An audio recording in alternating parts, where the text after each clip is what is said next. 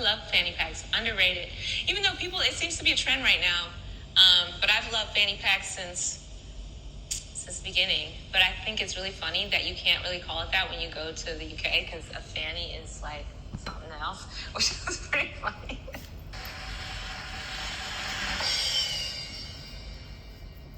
Okay, so I get confused which ones are Marvel and which DC. Spider-Man's Marvel, right? I don't think I watched that many Marvel movies.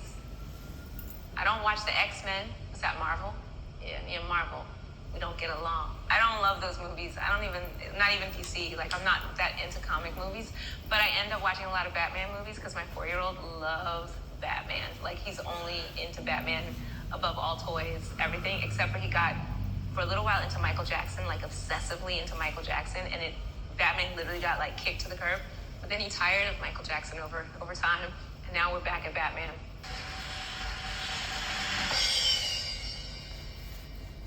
I would say underrated, overrated for that one, if I'm allowed. I used to hate musicals when I was a little kid because I just felt like I like movies, and then every time when you're like getting into it and you break into a song, I'd be like, ugh. Like I just felt like I had to sit through a song. But now I love a lot of musicals because I'm really into the idea of creating a story around a musical performance is really exciting to me. So I see it in a completely different light. And also, I actually wrote a musical. I haven't done anything with it yet, but I'm kind of thinking in that way now, and I really enjoy when I Santigold wrote a musical. I hate it. Ugh. Overrated, if anyone even likes it. Oh, I don't know what that was. Because I'm really into the idea of creating a story around a musical performance is really exciting to me. So I see it in a completely different light. And also, I actually wrote a musical, but I haven't done anything with it yet. But I'm kind of thinking in that way now, and I really enjoy when I find ones that I like. Candy corn. Candy corn. Ugh. Overrated, if anyone even likes it. Be reborn. Captain Beefheart. I've literally just been talking about all of these things. Like, in the last couple of days, I've never talked about grilled pineapple in my life until my sister-in-law told me that she sometimes likes grilled pineapple on her ice cream, and I thought that was really strange. I don't know. It sounds overrated to me. I like pineapple, but not on, like, ice cream. Not grilled. Oh, I like pineapple on pizza with no ham. Just the cheese pizza with pineapple is actually my favorite pizza. So if they grill that, then it's underrated.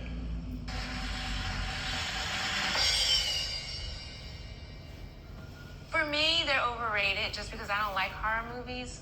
I used to when I was a kid, especially Nightmare on Elm Street. But now I just try to keep my heart rate kind of like regular because I have so much stress in life. I don't need a movie to stress me out.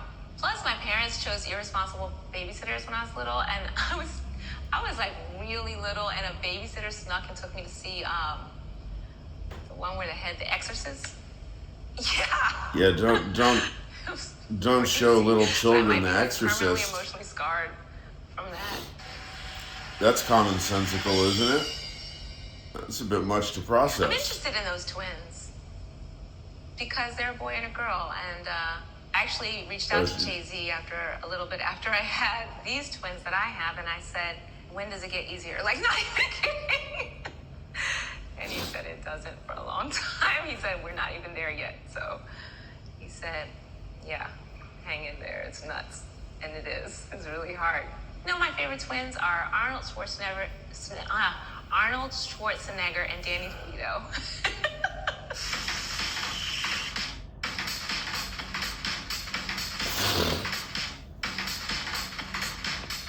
Da da da da da da da. Oh, this is good. I think farts are really funny. I am obsessed with. I have like what do you call it? Scatological sense of humor, and I don't know. I just think anything related to like farts is so funny. Every time, I'll laugh every time a good fart joke or I don't know, an awkward fart moment. Even shit. I think shit's funny too sometimes. Even shit. I doubt there's a man on earth that can be so relaxed about shit?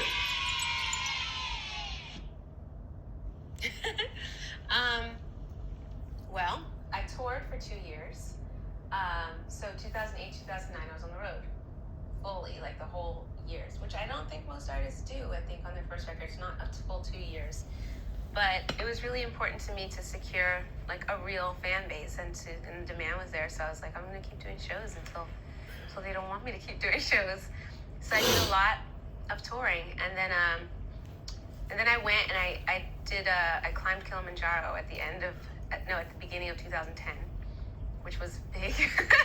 It was a big mountain, and I did that, and then it was to raise awareness for the clean water crisis, and we filmed a documentary, and it was organized by Kenna, who's also a musician, but it was like with Jessica Biel and Lupe Fiasco and Emil Hirsch and Isabel Lucas, and then Kit Kennedy and some people from the UN and some people who know about the water crisis to sort of educate us while we're doing it.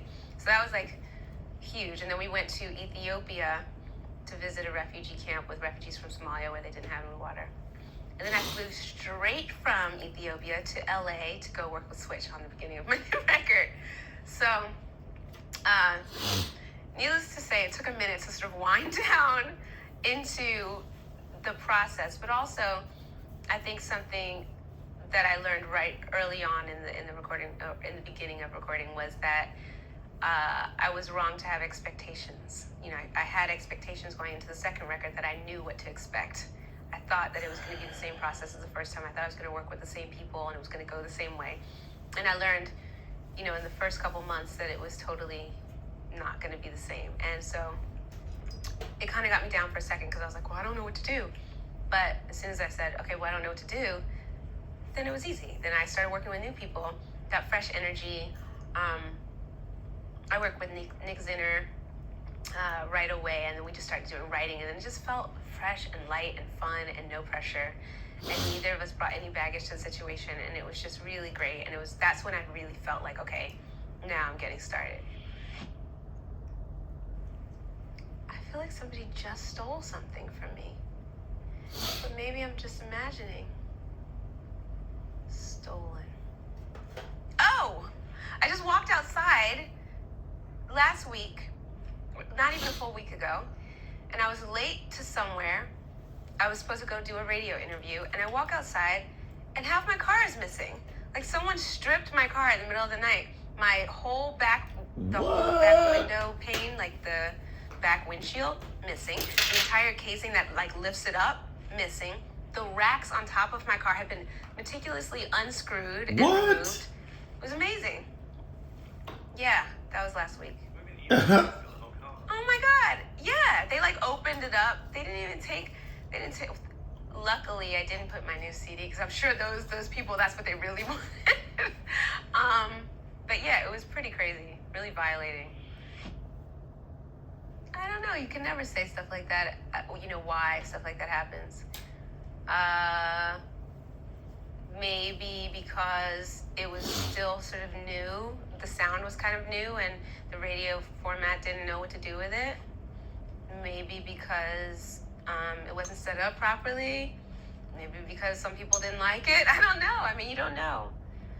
I don't know. But I'm glad if you feel like they're #1 singles, then that's really what matters. Like, as long as people remember them, like, you know, important songs in their lives, I think that's what really you make the music for. You know, not whether or not they're, you know, #1 singles, all that stuff. As long as people are actually connecting with the music and have real fans, then that's kind of what the point is. You can't let other people dictate whether or not something's a success. And especially as the artist making the music, like, never let that enter your internal conversation, or else the music won't be good anymore. You know, it's kind of paralyzing. You have to just be true to yourself, make the music that you have to just like it, you know? Everybody has to just something. No, that's a hard question because I do talk to animals all the time. I live with a dog named Bo, who's a Great Dane, and he's a puppy. He's the most adorable thing in the world, and I talk to him all the time, and I feel like he really understands and we communicate. But also I believe in spirit animals, and I believe that each of us has like an animal that we're really in tune with, and you know, just from like old Native American, the whole belief system of different animals come around to give you different energy and stuff like that. So I'm not going to tell what my spirit animal is, but I do know, and I do draw from, you know, I learn from that animal in particular.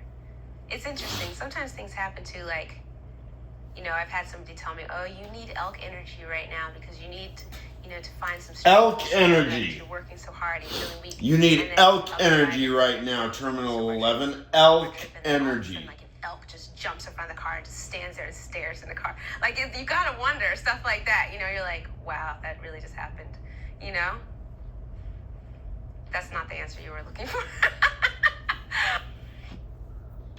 I'm definitely not like the cookie cutter artist, that's for sure. I'm really particular about like every detail of, you know, the artwork and how definitely like, you know, when it comes to the mastering, the mixes, the font placement, like I am really meticulous, and I'm sure that can be annoying, but I think overall most people respect it because at the end of the day, I think the art shows how much I care about it, and I think that a lot of times things are better for the amount of attention I pay to them. So I think that mostly, I mean, it might be a little bit hard to deal with, but I think people have respect for it at the same time. What I do know is I know myself really well, so I know what I'm willing to do and what I'm not. And I think a lot of artists might not know that, so, you know. I also probably, like, just as I've grown with experience, I don't really care if people see me as difficult or crazy anymore. Like, I just am like, I'm not saying that people always do, but, like, that's a label that gets thrown around a lot, especially for women in the industry, I think. When you have a firm opinion about what you want and a very clear vision that you're not willing to compromise, it's just very easy to be like, oh, she's difficult, she's crazy, she's this. As long as it comes out like I like it, you can call me whatever you want. You know what I'm saying? I just stick to what I know I want, and then go from there. See, if you get on stage, I don't know. I just think of like what you can do with 4 legs versus what you can do with 6 arms, right? If you have 6 arms, you can be kind of a busybody doing like lots of things that like might need to be done, and you know, you can get a lot of stuff done, but it seems like very like task. Like I can brush my teeth and write a paper and do this and do that. But if you have 4 legs, you can just go. You know what I mean? You can just run and just run and run and run and just, I mean, you can stand up really tall and like have a different perspective. I don't know, it just seems more fun. I think about like horses and dogs and lions, you know? It seems kind of fun. this is quite upsetting. It really is changing. It's Speaking the super of producer era, you know. filth So back and in the day, shit. pop music was Prince. Pop music was the Police. Pop music was. Now look. I mean, there's so many things that were like great pop music, and now pop music is if it's written by this person or that person who writes all the hits, and if it's produced by this producer or that producer, there's about 2 or 3 of them. Then it's a guaranteed hit, and we'll play it on the radio. You know, instead of like listening to the song, they're like, who produced it? Oh, if it's by this person, we'll play it on the radio. You know, and those people are like, I've had somebody tell me like, well, if you want a hit on the radio, like you have to use these chords. They work every time. And it's like, really? Like, then I don't want a hit on the radio, you know, because that's really boring. And then I don't want I think that's pretty a much hit ruining pop on music. the radio. You know, it's not, people keep quoting me that I'm like, I don't like pop music. I love pop music when it's good music. I love music that's accessible, that everyone, you know, can relate to. And, you know, there's been great pop music in the past. And there's an occasional great pop song now, you know. But overall, I think it's just been really watered down, and I think it's not good for music. It's not good for the world. I don't know. I didn't pick this profession, honestly. It picked me, and I tried really hard not to have to be like at the forefront of it. Like, I mean, I started trying to work at a record label, and then I tried to write songs for other people, and then I tried to like write songs, but then I was like, but I'm never gonna perform. I don't know. I think I'm doing what I'm supposed to be doing. I don't think I'd be happy doing anything else. I think some of the things about it are difficult for me, but I think that we've created a cultural environment where it really is unnatural. How people treat people in the spotlight. I don't think that anybody's really comfortable with it, whether they pretend they are or not. It's absolutely unnatural to be like analyzed under a microscope the way that they do some people. I mean, they do it to everybody, but like the degree that some people get it is crazy. And then you kind of turn into a freak. I mean, look at people. Like, it's so, not okay to just look natural, to the point where like people are tweeting people, when they wake up in the morning, and it's like blasphemy. They're like, oh my God, she's so ugly. Like, really? Look when she woke up in the morning. Like, that's insane. What? That is How do you insane. look when you wake up in the morning? What? And anyway, like, what is it so bad to look like somebody that doesn't have makeup on and be natural? It's just like, yet if you do it's it, 2025, people. Really, we want to live in a world like that where fucking get over it. Like implants and like fake everything, fake butts, fake lips, fake nose, like that's normal. We got to ask ourselves a question about that, and that's really, several questions. That, which is why everyone's, becoming not real, and that's what we want. The whole thing right now is creating these sort of like false realities that you're calling reality. That's what like Facebook and Twitter and everything. I'm doing this. I'm so funny. I'm so fun. I'm so important. I know such cool people, but really you're on the computer all the time and you're not even like living your life. It's like everything you see, you're like, let me set this up to make it look like I'm cool. And it's just like, let me set this up to make it look like I'm cool. And I don't think that's fun. Obviously, it is fun to laugh. Maybe I just don't belong here. Oh, I don't know. Hopefully not as long. It's like apparently a really big deal to take 4 years. But I can't promise anything.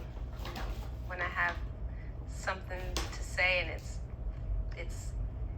exactly right, then you'll be back here.